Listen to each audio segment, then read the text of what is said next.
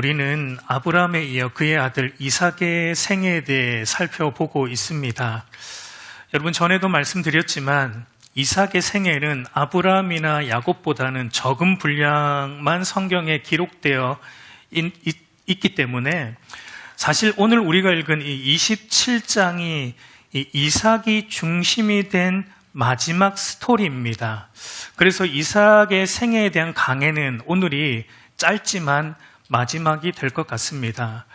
여러분, 우리가 창세기 27장을 다 읽진 않았기 때문에 먼저 전체적인 내용을 조금 간략하게 설명을 드리자면 오늘 본문에 등장하는 인물은 4명입니다. 아버지 이삭, 어머니 리브가, 그리고 쌍둥이로 태어나긴 했지만 서열상 먼저 태어난 형 에서와 그리고 뒤에 태어난 동생 야곱, 이렇게 4명이 오늘 본문에 등장합니다. 근데 여러분, 우리가 읽어서 알지만 이 가족이 하나가 되어 있지 못하고 편이 나누어져 있다라는 것을 우리가 볼 수 있어요. 이삭과 에서가 한 편이 되어서 리브가와 야곱을 지금 속이고 있고, 또 리브가와 야곱이 한 편이 되어서 이삭과 에서를 속여서 하나님의 약속한 복을 받아내려는, 속고 속이는 이야기가 오늘 본문의 내용입니다. 여러분, 이삭은 리브가와 야곱 몰래 에서를 불러다가 이제 하나님이 약속하신 복을 은밀하게 에서에게 주고자 에서를 불러 사냥해서 내가 좋아하는 별미를 만들어 오면 내가 먹고 마음껏 너를 축복하겠다라고 이삭이 몰래 진행을 합니다. 근데 여러분, 리브가가 또 마침 엿듣게 돼요. 마침 그 이삭이 에서에게 하는 얘기를 엿듣고 또 계략을 세웁니다. 야곱에게 또 자기가 별미를 만들어 줄 테니까 이것 들고 아버지에게 가서 에서로 속여서 너가 아버지로부터 이 복을 받아내라라는 또 계략을 짜고 있는 것을, 또 그런 일들이 일어나는 것을 우리가 오늘 본문을 통해 보게 됩니다. 여러분, 이와 같은 모습을 볼 때 평소에 아버지 이삭은 에서를 편애했다라는 것 알 수 있고, 그리고 어머니 리브가는 야곱을 편애했다라는 것을 알 수 있습니다. 이삭이 여러분 에서를 편애했던 이유가 무엇일까요? 아마도 서열상 장자였기 때문이기도 하고, 그리고 에서가 야곱보다는 남자다웠기 때문일 것입니다. 우리 창세기 27장 11절을 보면 내 형 에서는 털이 많은 사람이요 나는 매끈한 사람인즉이라고 야곱이 말하는데, 그러니까 에서는 털이 많은 사람으로 묘사가 되는데, 여러분, 당시 털이 많다라는 거, 요 고대 근동 당시 털이 많다라는 것은 남자다움의 상징이었습니다. 그에 비해 야곱은 어떻습니까? 매끈한 사람이에요. 그러니까 그 당시 고대 근동의 기준으로 보면 야곱은 별로 선호하는 남자상이 아니었다라는 것을 알 수 있습니다. 여러분, 성경을 보면 사실 이삭은 사실 누구와 비슷합니까? 이삭의 기질이나 성격, 우리가 성경에 나오는 이삭의 기질이나 성격을 보면은 사실 에서와 야곱 중에 누구랑 더 비슷하다고 볼 수 있습니까? 기질로 보면은 사실은 야곱과 조금 더 가깝다라고 볼 수 있습니다. 여러분, 이삭도 조금 온순하고 조용한 기질의 사람이에요. 여러분, 보통 자기가 좀 조용하고 온순하면 어떤 사람에게 끌리기 마련이죠? 자기랑 좀 반대되는 사람, 그러니까 내가 조용하면 좀 나보다 말 많은 사람에게 좀 끌리기 마련인데, 어쩌면 여러분, 이삭은 자기와 조금 반대되는 기질을 가지고 있는 아들, 첫째 아들, 이 에서에게 끌렸던 것 같아요. 그리고 그의 남자다움에, 자기는 남자답지 못한데 이 남자다운 모습에 끌렸기 때문에 이삭은 야곱보다는 에서를 편애했다라는 것을 볼 수 있습니다. 그럼 여러분, 반대로 리브가는 야곱을 왜, 어떤 이유로 편애했을까요? 아마도 리브가가 야곱을 편애했던 이유는 하나님께서 그에게 주신 말씀 때문이었을 것입니다. 여러분, 리브가가 에서와 야곱을 임신했을 때 하나님이 나타나셔서 이런 말씀을 주셨습니다. 우리 창세기 25장 23절을 보면은 여호와께서 그에게 이르시되 두 국민이 내 태중에 있구나. 두 민족이 내 복중에서부터 나누이리라. 이 족속이 저 족속보다 강하겠고 큰 자가 어린 자를 섬기리라 라는 말씀을 리브가에게 주시는데, 하나님은 리브가에게 네 복 중에 두 아이가 있는데 후에 그들이 각각 큰 민족을 이룰 것인데 그런데 이 둘 중에 한 아이가 이룬 민족이 더 강하게 될 것이다. 근데 그 강하게 될 아이는 뒤에 태어나는 아이, 뒤에 큰 자가 아니라 어린 자, 뒤에 태어난 아이가 바로 더 크게 되고 내가 그에게 언약의 복을 이어가게 할 것이다 라는 말을 하나님이 리브가에게 이 예언적 말씀을 미리 주신 것을 우리가 보게 됩니다. 그리고 여러분, 아이가 태어났습니다. 근데 먼저 태어난 아이가 에서였고 나중에 태어난 아이가 야곱입니다. 이 말을 들은 리브가가 누구에게 자꾸 눈이 갑니까? 이 말을 미리 들었던 리브가가 누구에게 자꾸 눈이 가냐면 하나님의 복이 이어질 아들, 더 크게 될 아들 야곱에게 눈이 더 가게 되었다라고 우리가 충분히 생각해 볼 수 있죠. 그래서 리브가는 야곱을 더 사랑했고 야곱을 편애했다라고 볼 수 있습니다. 그러니까 여러분, 이 모든 정황을 보면 분명 여러분 이 가정은 아브람과 사라로부터 귀한 신앙의 유산을 물려받은 믿음의 가정임에도 불구하고 그런데 누구 하나 하나님을 진실로 찾는 사람은 없고 그저 자기 본능이 이끄는 대로 살아가고 있는 것을 우리는 이 가정 속에서 발견하게 됩니다. 그러니까 믿음 안에서 하나 되기보다는 서로 편을 가르고 있고 그리고 그릇된 술수들이 이 가정 안에 난무하고 있는 것을 볼 때 여러분 안타깝기 그지없다라고 보여집니다. 여러분, 이 가정이 왜 이렇게 깨어졌는가? 표면적인 원인은 바로 이삭과 리브가의 편애 때문이라고 볼 수 있어요. 표면적인 이유는 부모가 자식을 편애하면 안 되는데 이 리브가와 이삭이 자식을 편애했기 때문에 이 가정이 이렇게 깨어지고 있다라는 것을 보게 됩니다. 표면적인 이유는 그렇습니다. 그러나 근본적인 이유, 근본적인 원인이 어디에 있냐면 이 가정의 주인이 하나님이 아니라 자기 자신들이었기 때문입니다.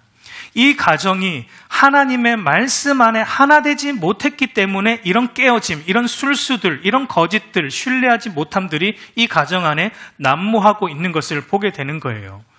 여러분, 이 가정의 중심, 이 가정을 움직이는 기준이 하나님의 말씀이 아니라 전부 자기 생각, 내 뜻, 내 소견이기 때문에 이런 가정의 깨어짐이 있다라는 것을 우리는 보게 되고, 왜 부모가 자녀를 편애하는가? 부모들 이삭과 리브가도 자기의 주인이 하나님이 아니었기 때문에 자기의 편애를, 자기가 선호하는 아들들을 사랑하고 있는 것을 보게 되는 겁니다. 여러분, 가정의 진정한 행복과 평안은 돈으로, 안정된 삶으로, 표면적인 화기애애로 오는 것이 아닙니다, 여러분. 가정의 진정한 행복과 평안은 온 가정이 하나님을 참 주인으로 삼고 있을 때 오는 거예요. 온 가족 구성원들이 나의 주인은 하나님이시다라는 고백이 있을 때 가정의 평안이 오는 겁니다. 온 가족 구성원들이 하나님의 말씀을 따라 순종하며 살아갈 때 그 가정은 진짜 행복하고 진짜 평화와 화평이, 진짜 화기애애가 그때 그 가정 안에 주어지는 거예요. 우리 가정을 움직이는 기준이 무엇인가? 여러분, 우리 가정을 움직이는 기준이 무엇입니까? 하나님의 말씀입니까? 내 생각입니까? 우리 가정을 움직이는 기준이 아버지의 생각도 아니고 어머니의 생각도 아니고 그렇다고 또 자식들의 생각도 아니고 우리 가정을 움직이는 기준은 하나님의 말씀이어야 돼요. 그래야지만 가정이 하나가 됩니다. 하나가 돼요. 그래야지만 그 가정 안에 참된 하나님이 주시는 평안이 있고 가족들 간에 참된 신뢰가 있고 가족들 간에 참된 하나됨이 주어진다라는 것을 오늘 우리는 이 깨어진 가정을 보면서 보게 되는 것입니다. 여러분, 간절히 소망하기는 우리 알곡교회의 모든 가정들 안에 이 말씀이 중심이 되는 은혜가 있기를 간절히 소망합니다. 우리 모든 가정들의 주인은 우리가 아니라 우리 하나님 예수 그리스도가 되는 은혜가 있기를 우리 주님의 이름으로 간절히 축복합니다. 여러분, 말씀 안에 하나 되지 못함으로 인해 이 하나님이 주인 되지 못함으로 인해 먼저 술수를 쓰는 사람은 가장이었던 아버지 이삭입니다. 앞에서도 보았지만 하나님은 서열상 장자인 에서가 아니라 차자인 야곱을 통해 하나님의 언약의 복을 이어가실 것을 말씀해 주셨고, 그것을 리브가가 들었고, 여러분 이삭은 몰랐을까요? 이삭도 알았습니다. 분명 이삭도 리브가와 함께 그 말을 들었을 것입니다. 그럼에도 이삭은 어떻게 하고 있습니까? 하나님의 뜻을 거슬러서 자기가 편애하는, 하나님의 말씀이 중심이 아니니까 내가 좋아하는 아들 에서에게 언약의 복을 주려고 하고 있는 것을 우리는 보게 됩니다. 우리 1절에서 4절을 우리 보면은 맏아들 에서를 불러 이르되 내 아들아 하매 그가 이르되 내가 여기 있나이다 하니 이삭이 이르되 내가 이제 늙어 어느 날 죽을는지 알지 못하니 그런즉 내 기구 곧 화살통과 활을 가지고 들에 가서 나를 위하여 사냥하여 내가 즐기는 별미를 만들어 내게로 가져와서 먹게 하여 내가 죽기 전에 내 마음껏 내게 축복하게 하라라고 말합니다. 이삭은 여러분 말을 보니까 자기가 이제 죽을 날이 얼마 남지 않은 것 같다라는 생각을 하고 있는 겁니다. 내가 죽을 날이 얼마 남지 않은 것 같아. 그러니 에서야, 네가 맛있는 사냥을 해서 맛있는 내가 평소에 즐기던 별미를 만들어 와라. 근데 이거 비밀이다. 리브가하고 야곱에게는 비밀로 하고 우리끼리만 그렇게 알고 진행하자라는 말을 지금 이삭이 에서에게 하고 있는 것을 보게 됩니다. 여러분 여기서 이삭이 에서에게 내가 너에게 마음껏 축복하겠다 할 때 이 축복은 그저 우리가 축복하는 그런 축복이 아닙니다. 여기서 말하는 축복은 하나님께서 아브라함에게 주신 축복이자 그리고 이삭에게 이어진 언약의 축복을 의미하는 것으로, 이것은 사람이 임의로 정해서 줄 수 있는 성격의 축복이 아니다라는 것을 우리가 알고 오늘 본문을 봐야 돼요. 여기서 말하는 축복은 여러분 순전히 하나님 편에서 주어지는 하나님의 주권에 해당하는 축복이다라는 겁니다. 그래서 앞에서 보았지만 하나님은 리브가에게 에서와 야곱을 임신했을 때 이 축복이 누구에게 가야 된다는 걸 미리 말씀해 주셨잖아요. 그 사람은 장자인 에서가 아니라 내가 선택한 사람은 에서가 아니고 야곱이다. 야곱에게 이 축복이 이어지게 할 것이다 라는 것을 미리 하나님은 말씀해 주셨습니다. 그러니까 여러분 이삭이 지금 리브가와 야곱 모르게 몰래 에서에게 지금 이 축복을 해주고자 하고 있다는 것은 이삭이 뭘 하고 있는 겁니까? 하나님의 말씀을 거스르고 있는 거예요. 하나님의 말씀에 불순종하고 있는 거예요. 하나님의 말씀보다 내 뜻대로 하겠다라는 불신앙의 모습을 우리는 보게 됩니다. 그래서 여러분 재밌는 것은 성경이 그래서 이와 같은 이삭의 모습을 먼저 뭐라고 설명을 하고 있냐면 1절 서두를 보세요. 우리 1절 서두의 말씀 같이 한번 읽어볼게요. 노란색만 이삭이 나이가 많아 눈이 어두워 잘 보지 못하더니, 여러분 이것은 이삭의 육체적인 어떤 노쇠함을 말하고 있다라기보다는 이삭의 실은 영적인 부분에 대한 묘사라고 볼 수 있습니다. 여러분 성경에서 눈이 어둡다 또 눈이 밝다라는 표현을 할 때는 단순히 어떤 육체적인 사람의 어떤 육체적인 시력의 문제를 언급하는 것 이상의 의미가 있는데, 대개는 그 사람의 영적인 상태, 그 사람의 영적인 시야의 문제를 언급하고 있다고 볼 수 있습니다. 우리 시편 13편 3절 말씀 한번 같이 읽어볼게요. 여호와 내 하나님이여 나를 생각하사 두렵건대 내가 사망의 잠을 잘까 하오며. 여러분 여기 보면 나의 눈을 밝히소서라는 이 말과 대조되어 나오는 표현이 무엇입니까? 사망의 잠을 잘까 하오며 라는 게 서로 대조가 되고 있는 겁니다. 그러니까 눈이 밝다라는 것은 영적으로 잠을 자지 않고 있다라는 의미, 영적으로 깨어 있다라는 그 의미가 눈이 밝다라는 그 단어의 표현의 의미라고 볼 수 있고, 반대로 눈이 어둡다, 시력이 좋지 않다, 눈이 잘 보지 못한다, 이런 의미는 영적으로 그 사람이 영적으로 잠자고 있는 상태, 영적으로 그 사람이 무감각해진 상태, 하나님에 대해 무감각해진 상태가 눈이 어둡다라는 것을, 그런 표현을 쓰고 있다라는 것을 보게 됩니다. 그러니까 여러분, 이삭이 지금 나이가 많아 눈이 어두워 잘 보지 못하더니라는 이 표현도 단순히 이삭이 나이가 들어서 육체적으로 시력이 안 좋아졌다라는 것 이상입니다. 그 이상으로 지금 이삭은 지금 영적으로 어두워진 상태, 영적인 눈이 감겨 있는 상태, 하나님의 말씀을 보는 영적 시야가 흐려져 있는 상태에 있었다라는 것을 성경이 말하고 있는 거예요. 그래서 여러분, 이삭은 자기가 죽을 날이 얼마 남지 않은 것으로 생각하면서 에서에게 축복하겠다라고 말을 하는데, 여러분, 재밌게도 이삭이 이 사건 이후에 얼마를 더 살까요? 이삭이 이 사건 이후에 지금 에서에게 내가 죽을 날이 얼마 남지 않은 것 같아, 그러니까 빨리 너에게 축복해야겠다, 이렇게 말했는데, 이 말을 한 이후에 이삭은 한 어느 정도 더 살까요? 40년을 더 삽니다, 여러분. 40년을 더 살아요, 이삭이. 창세기 35장을 보면 이삭이 죽을 때 나이가 180세거든요. 지금 이 본문에 등장하는 이삭이 대략 한 130, 140세로 이제 봅니다. 그러니까 이삭은 40년을 더 삽니다. 그럼에도 불구하고 이삭은 지금 내가 죽을 날이 얼마 남지 않은 것으로 생각을 하고 있다라는 것은 성경이 뭘 우리에게 보여주고자 하는 겁니까? 이삭의 분별력이 그만큼 흐려져 있다라는 겁니다. 이삭의 영적 분별력, 이삭의 지금 모든 것을 보는 분별력이, 이삭은 그만큼 흐려져 있다라는 것을 성경이 우리에게 말하고 있는 겁니다. 그러니까 여러분, 하나님의 말씀에서 멀어지면 분별력도 사라지는 거예요. 여러분, 우리 인간의 분별력이 어디서 오는가? 우리의 지혜에서 오지 않습니다, 여러분. 착각해서는 안 돼요. 우리가 정신이 맑고 뚜렷하고 분별력이 있는 것은 우리가 세상 이치에 밝고 세상적 지식이 있다고 우리가 그렇게 분별력이 있는 게 아니에요. 분별력은 하나님의 말씀 안에 있을 때 우리에게 오는 겁니다.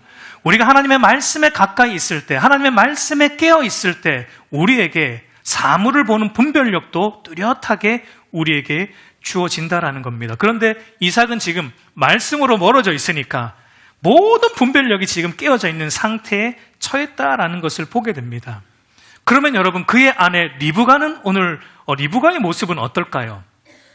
안타깝게도 리브가도 이삭과 별반 다르지 않다라는 것을 우리가 보게 돼요.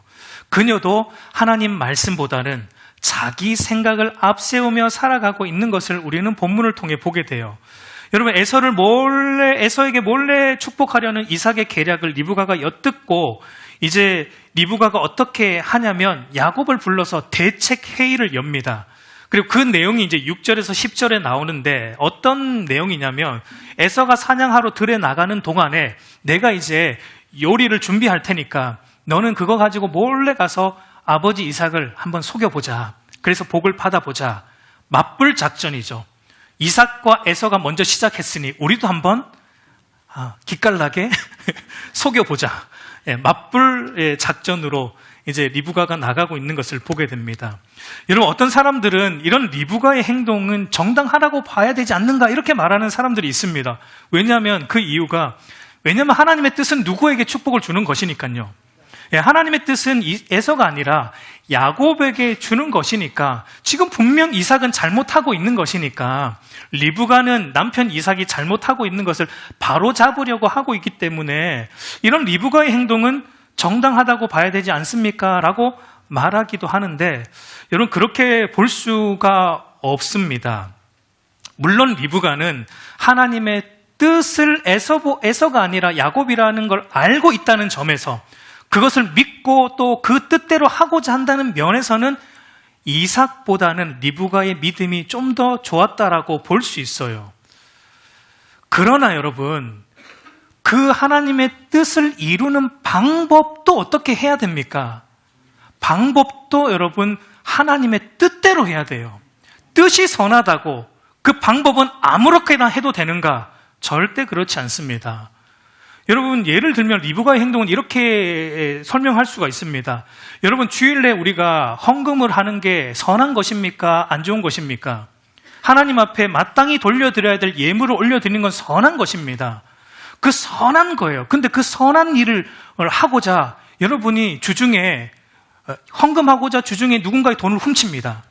이거 헌금해야 돼. 내가 좀 부족하니까 상대방의 지갑에 슬쩍 훔쳤어요. 이거 헌금하는데 쓸 거야. 옳습니까? 정당합니까? 안 그렇습니까?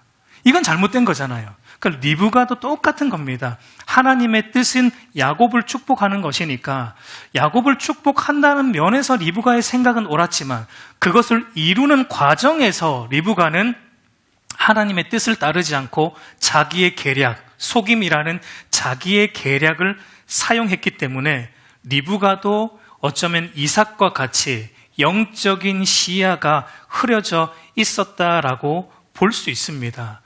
그래서 여러분 사실 리브가가 이 이삭의 말을 엿듣는 순간에 리브가가 실은 해야 했던 행동이 뭐냐면 남편을 설득하는 겁니다. 여보, 당신도 듣지 않았습니까?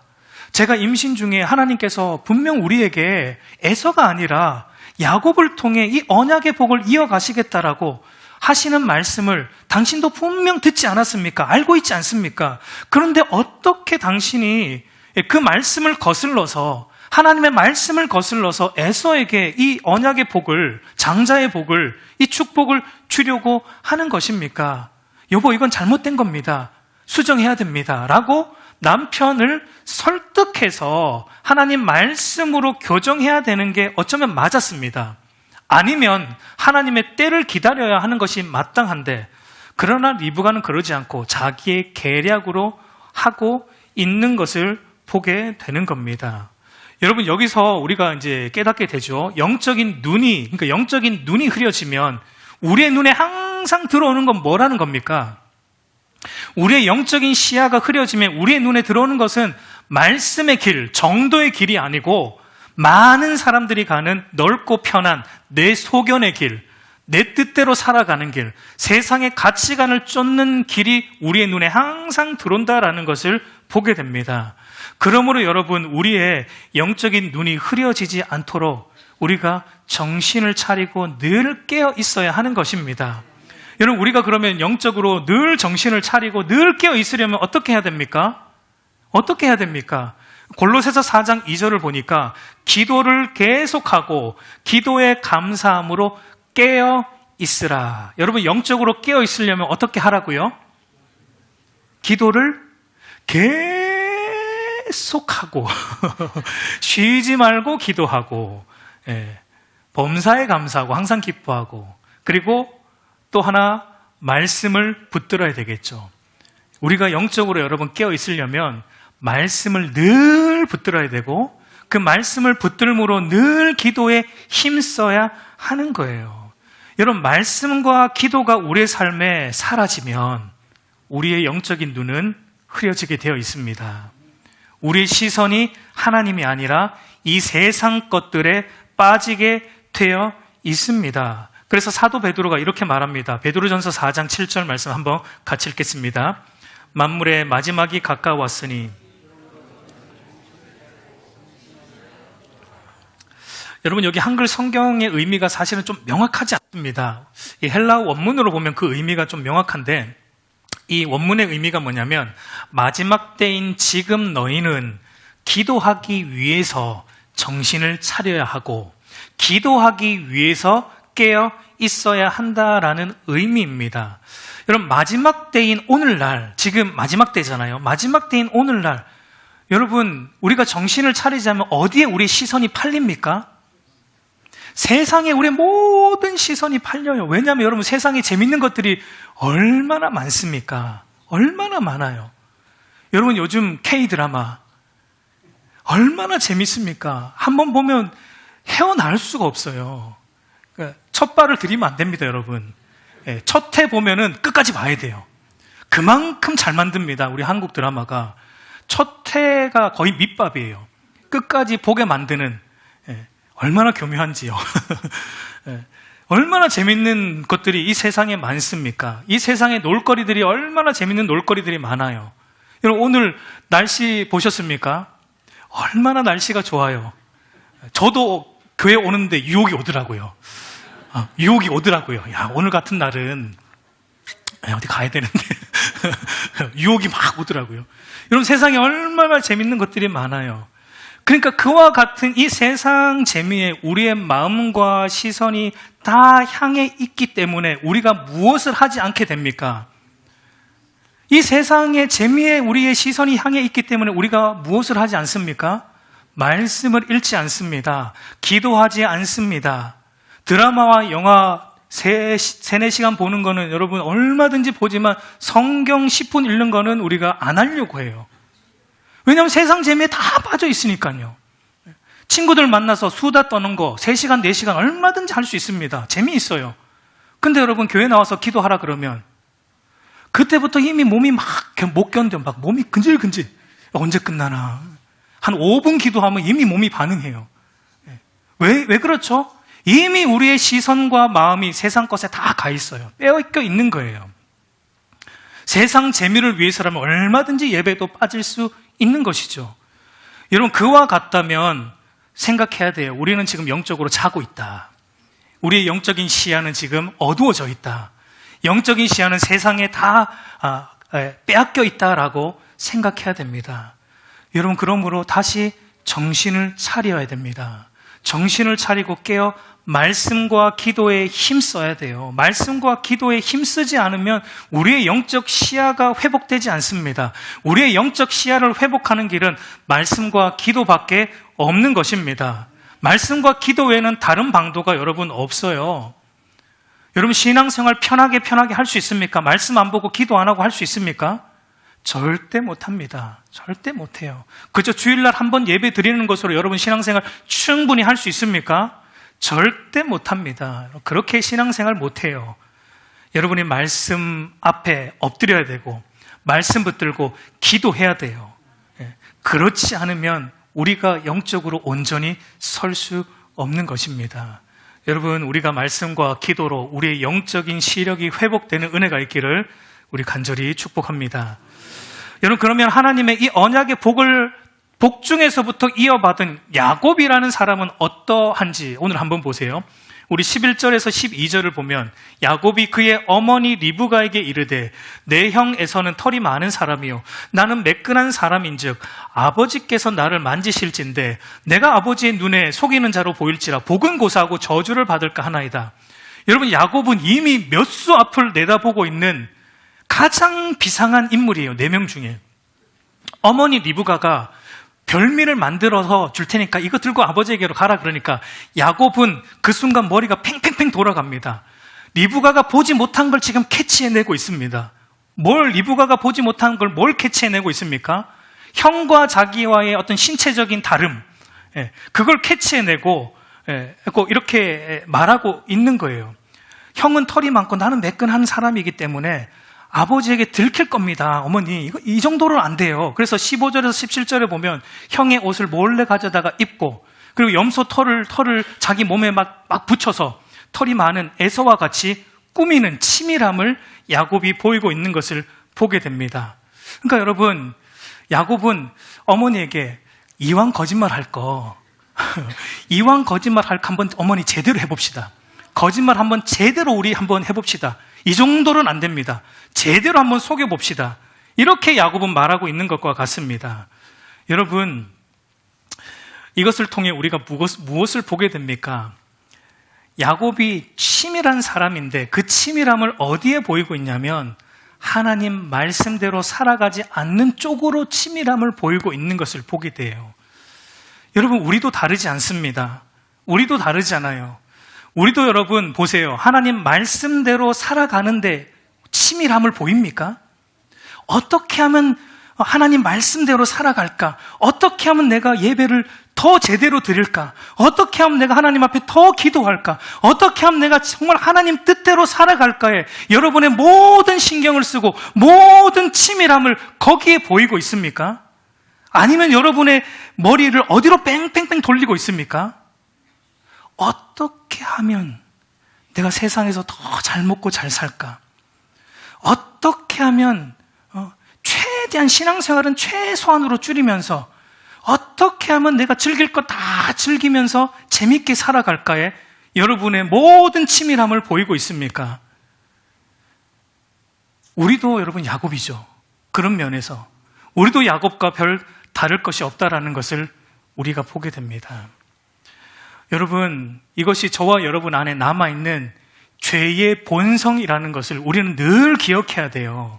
여러분, 우리가 정상적인 상태가 아니다는 것을 여러분이 늘 기억하고 살아야 됩니다. 그래서 바울은 예수 믿은 이후에도 우리 안에 여전히 이 죄의 본성이 있기 때문에 예수 믿은 이후에도 이 죄의 본성이 있다는 걸 우리가 늘 기억해야 되고, 그걸 알고 늘 우리의 죄에 대해서 죄를 죽이는 삶을 살아야 된다는 걸 강조했죠. 로마서 6장 11절 말씀을 보면 이와 같이 너희도 너희 자신을 죄에 대하여는 죽은 자요 그리스도 예수 안에서 하나님께 대하여는 살아있는 자로 여길지어다. 여러분, 우리가 어떻게 해야 됩니까? 날마다 우리 안에 있는 이 죄의 본성, 세상적으로 살아가는 일에 치밀함을 보이는 이 죄의 본성에 대해서는 날마다 죽어야 하는 겁니다. 그리고 하나님을 믿는 일에 치밀함을 보여야 하는, 하나님에 대해서 살아나는 그 일은 우리가 더 날마다 살아나야 하는 것입니다. 여러분, 그런데 우리가 하나님 뜻대로 사는 일에 치밀함을 보이지 않고 내 뜻대로 사는 일에 치밀함을 계속 보이면서 우리의 죄의 본성에 이끌려 살아가면 결국은 우리가 어떻게 되는가? 그 모습을 야곱에게서 찾아보게 되는데, 결국은 우리 안에 있는 죄가 우리를 주인 삼고 우리를 다스리는 자리까지 가게 되는 것을 보게 됩니다. 여러분 보세요. 야곱이 어떻게 하고 있는지 한번 보세요. 이제 아버지를 속일 준비를 이제 마친 야곱이 이제 아버지에게 들어갑니다. 별미를 가지고 치장을 하고 들어가요. 18절, 19절을 보면 야곱이 아버지에게 나아가서 내 아버지여 하고 부르니 이르되 내가 여기 있노라. 내 아들아, 내가 누구냐? 야곱이 아버지에게 대답하되 나는 아버지의 맏아들 에서로소이다. 아버지께서 너에게 명하시는 대로 내가 하였사오니 원하건대 일어나 앉아서 내가 사냥한 고기를 잡수시고 아버지 마음껏 내게 축복하소서. 지금 누군지 묻는 아버지의 물음에 야곱은 아무런 거리낌 없이 애섭니다 라고 거짓말을 하는데, 더 나아가서 어떻게 하는가? 20절을 보면 이삭이 그의 아들에게 이르되 내 아들아, 내가 어떻게 이같이 속히 잡았느냐? 그가 이르되 아버지의 하나님 여호와께서 나를 순조롭게 만나게 하셨음이니이다. 이삭이 볼 때도 이게 너무 빨리 온 거예요. 아무래도 사냥하는 시간이 있는데 이삭이 볼 때도 이게 너무 빨리 잡아 갖고 왔으니까 이게 조금 깨름직한 겁니다. 그러니까 어떻게 이렇게 빨리 잡아서 요리를 해왔느냐 하니까, 여러분 야곱이 뭐라고 말합니까? 거짓말을 하는데 누구의 이름을 사용합니까? 하나님의 이름. 하나님께서, 아버지의 하나님 여호와께서 나로 순조롭게 만나게 하셨습니다라고 하나님의 이름을 사용해서 거짓말하고 있는 걸 보게 돼요. 여러분, 야곱 안에 조금이라도 하나님에 대한 경외심이 있었다면 이렇게 쉽게 하나님의 이름을 들먹이며 거짓말을 할 수 없었을 겁니다. 그러니까 여러분, 야곱에게 있어서 하나님은 자기 인생의 주인이 아니에요. 내 인생의 주권자가 아니라 야곱에게 있어서 하나님은 어떤 존재입니까? 그저 내 인생을 잘 되게 도와주는 조력자, 알라딘의 램프의 요정 지니와 같은 정도로 야곱은 취급하고 있었던 겁니다. 여러분, 이것이 우리 안에 있는 죄의 본성이 우리를 최종적으로 이끌어가는 파이널 골이라고 볼 수 있어요. 여러분, 죄는 우리 안에서 하나님을 하나님 자리에서 밀어내게 만듭니다. 그리고 그 자리에 하나님이 아닌 우리 자신을 앉게 만들고, 하나님이 아닌 물질이 우리의 주인이 되게 만들고, 하나님이 아닌 다른 것들을 우리의 주인의 자리에 올려놓는 게 죄가 가지고 있는 마지막 골이에요. 이것이 죄가 우리의 주인이 되는 것이고 우리는 죄의 종노릇하게 되는 것입니다. 자기 이익을 위해 거룩하신 하나님의 이름을 함부로 사용했고, 하나님을 하나님 자리에서 끌어내렸고, 하나님이 자기가 하나님 자리에 앉아있는 이 야곱의 모습, 그리고 여러분 어쩌면 그것이 오늘 저와 여러분의 모습이기도 합니다. 여러분, 이 야곱의 죄목이 뭐라고 말할 수 있을까요? 이런 야곱의 죄목, 오늘 우리의 죄목이 무엇입니까? 얼마든지 하나님을 하나님 자리에서 끌어내리고 내가 하나님 되어서 살아가고 내 뜻을 위해, 내 성공을 위해 얼마든지 하나님의 이름도 이용해 먹는, 예배 드리는 이유, 오늘날 주일날 나와서 예배 드리는 이유가 그저 내 삶 편하기 위해서 나와서 예배 드린다면 그게 야곱의 모습입니다. 그런 야곱의 죄목, 우리의 죄목이 무엇입니까? 두 가지의 제목이죠. 하나는 하나님의 이름을 망령되게 일컬었던 신성모독의 제목이고, 또 다른 하나는 하나님을 왕의 자리에서 끌어내리고 내가 왕의 자리에 앉은 반역죄입니다. 여러분, 신성모독과 반역죄에 대한 처벌은 어떤 것입니까? 사형이에요, 사형. 신성모독과 반역의 제목에 해당하는 처형은 사형입니다. 다른 것으로는 해결이 안 돼요. 사형입니다. 그 말은 야곱과 오늘 저와 여러분은 하나님 앞에서 사형수예요. 사형수. 우리는 죽어 마땅한 자다라는 것이 성경이 말하고 있는 겁니다. 그런데 왜 하나님께서 그런데 왜 이런 야곱을 택하셨습니까? 왜 이런 야곱을 하나님이 택하셨습니까? 왜 그런 저와 여러분을 하나님 오늘도 택하셨고 우리를 하나님의 백성 삼아주셨고 하나님 앞에 또 예배하는 인생으로 삼아주셨습니까? 그 이유가 무엇입니까? 하나님께서 어떻게 하셨습니까? 우리가 지은 신성모독과 반역이라는 죄목을 아들 예수 그리스도에게 돌리셨고, 무고하신 예수 그리스도께서 저와 여러분의 신성모독죄와 반역죄를 대신하여 그분이 우리가 달려야 될 십자가에 대신 달려 죽으심으로 우리의 이 신성모독과 반역에 대한 죄를 용서하여 주셨기 때문입니다. 여러분, 마태복음 25장 65절, 66절을 보면 대제사장들이 예수님에게 이런 죄목을 씌웁니다.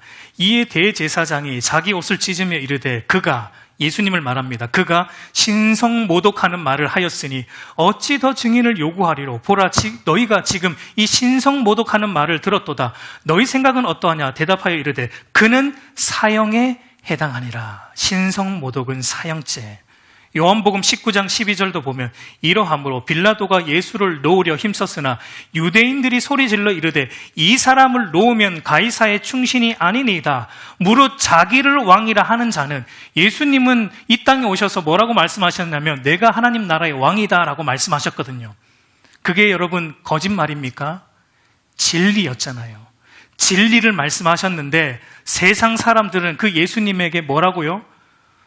반역죄다. 자기가 왕이라고 했다라는 반역죄를 씌워서 예수님을 신성모독과 반역죄로 예수님을 못 박았습니다. 그러나 여러분, 예수님이 당하신 못 박히신 신성모독과 반역죄는 예수님의 제목이 아니고 누구의 제목입니까?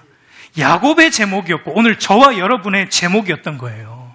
예수님은 그 제목으로 십자가에 달리실 이유가 조금도 없으신, 죄가 없으신 하나님이셨습니다. 그러나 그분이 야곱이 져야 될 그 제목, 오늘 저와 여러분이 짊어져야 될 그 제목, 얼마든지 하나님의 이름을 빌어서 사용하고 얼마든지 하나님 없이 살아가는 우리의 제목, 그 제목 때문에 우리의 죄를 대신하여 예수님께서 십자가에 달려 죽으신 거예요. 그래서 오늘 야곱에게 복이 주어지는 겁니다.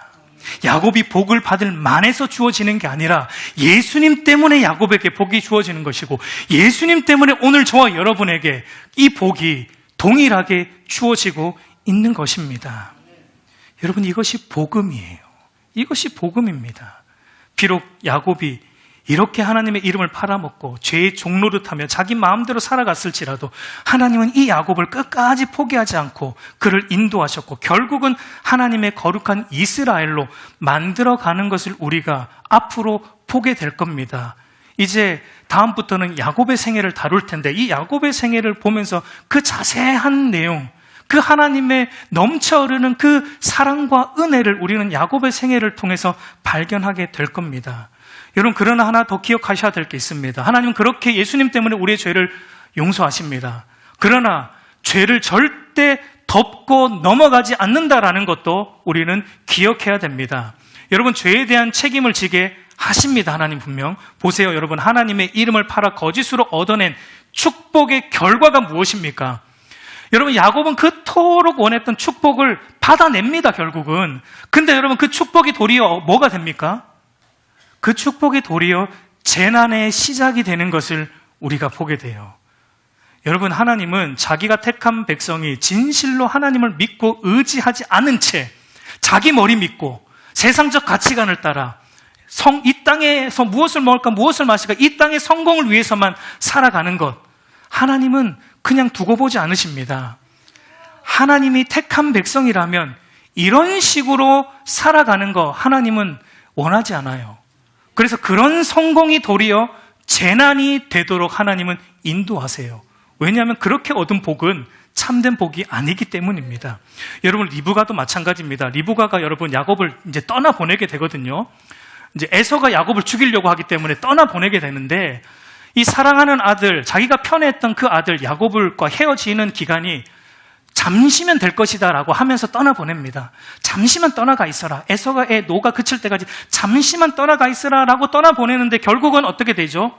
야곱이 20년 동안 못 돌아옵니다. 그리고 그 20년 사이에 리브가는 어떻게 됩니까? 죽습니다. 리브가는 죽습니다. 결국 리브가는 자기가 그렇게 사랑하는 아들 야곱을 더 이상 못 보게 되는 그 비참한 삶의 말로를 맞이하게 되는 것을 보게 돼요. 이 속임으로 복을 얻어낸 결과가 이와 같다는 겁니다. 여러분, 죄는 절대 혼자 죽는 법이 없어요. 죄는 여러분 항상 물귀신 작전. 죄는 죄를 지은 한 사람만 무너뜨리지 않습니다. 그 주변도 다 망하게 하는 것을 우리가 여러분 알아야 돼요. 여러분, 하와가 처음 죄를 지었지만 하와로 끝나지 않았죠. 아담에게로 이어졌고, 그리고 모든 인류에게로 결국은 하나님과 사람과 자연 모든 관계가 깨어지는 그 죄의 막강한 영향력을 우리는 보게 되는 겁니다. 그래서 여러분, 야곱이 자기 인생 말년에 자기 인생 여정을 돌아보면서 이렇게 말했습니다. 창세기 47장 9절 말씀 한번 같이 읽겠습니다.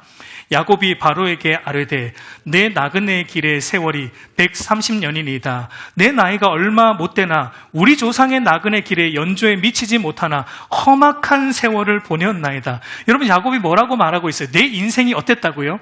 험악했다라고 야곱은 고백하고 있습니다. 내 이 인생이 험악했다. 왜 험악했다라고 말하고 있는 거예요? 하나님의 복을 자기 힘으로 자기 계략으로 얻어낸 그 결과, 결국 야곱이 감내해야 했던 것은 하나님의 그 험악한 연단의 세월이었다라는 것을 야곱은 뒤늦게야 깨달은 것입니다. 여러분, 죄 짓는 건 정말 순식간입니다. 그러나 여러분, 그 죄로부터 회복되는 거, 여러분, 그거는 여러분 굉장히 오래 걸려요. 죄로부터 회복되는 거, 다시 우리가 하나님으로부터 멀어지는 거 여러분 순식간이에요. 정말이에요. 하나님으로부터 멀어지는 거 여러분 순식간인데요, 다시 하나님께로 돌아오는 거는 여러분 그거 쉽지 않습니다. 쉽지 않은 거예요. 그렇기 때문에 여러분, 히브리서의 기자의 말을 기억하십시오. 죄를 결코 간과해서는 안 됩니다. 죄와 피 흘리기까지 싸워야 하는 거예요.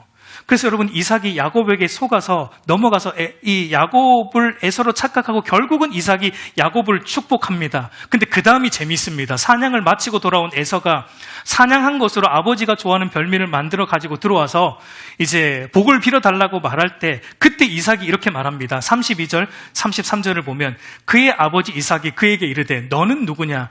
그가 대답하되 나는 아버지의 아들 곧 아버지의 맏아들 에서로소이다. 이삭이 심히 크게 떨며 이르되 그러면 사냥한 고기를 내게 가져온 자가 누구냐? 내가 오기 전에 내가 다 먹고 그를 위하여 축복하였은즉 그가 반드시 복을 받을 것이라. 여러분, 에서가 나중에 와서 아버지 복 주세요 그러니까 이삭이 야, 먼저 누가 와서 복 받아갔어. 어떡하냐? 그가 복 받을 거야 라고 이제 에서에게 말하고 있습니다. 근데 여러분, 오늘 본문은 이삭이 그것을 알아차렸을 때 이렇게 묘사하고 있죠. 이삭이 심히 크게 떨었다라고 묘사합니다. 여러분, 이삭이 왜 심히 크게 떨었을까요? 그 순간 자기가 속여서 에서에게 복을 주려고 했는데 결국은 복 받아간 사람은 야곱이죠. 그걸 알게 되었을 때 왜 이삭은 심히 크게 떨었습니까?